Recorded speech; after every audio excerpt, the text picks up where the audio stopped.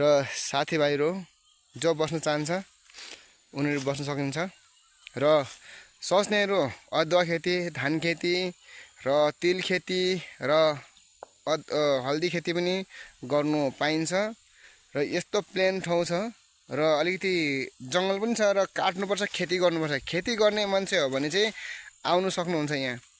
र अब हजुरहरूलाई भन्दाखेरि अब अलिकति नराम्रो पनि हुन्छ होला, सायद गर्नु सक्ने मान्छेहरू चाहिँ आउँदा भयो, गर्नु नसक्नेहरू त नआउँदा पनि हुन्छ।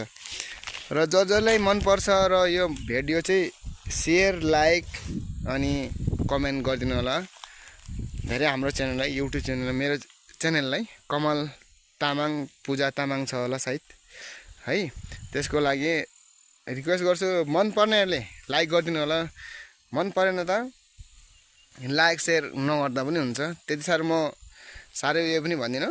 अब यस्तो हेर, यता पनि पहाड छ है, यो पनि हो प्लेन एरिया हो। यो के भन्छ दाजु यो ठाउँलाई? यो ठाउँलाई के भन्छ दाजु? कठलगाउँ एरिया। गुड।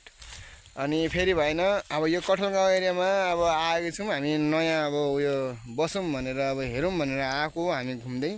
आज यस्तो रिजर्भै रहेछ भन्नुगयो, जङ्गल बिचमा आएको दाइलाई लिएर।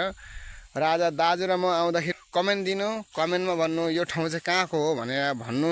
त्यतिखेर म कमेन्टमा चाहिँ यो ठाउँको नाम, म एड्रेस पुरा दिन्छु है। लाइक सेयर सबैले गर्नु।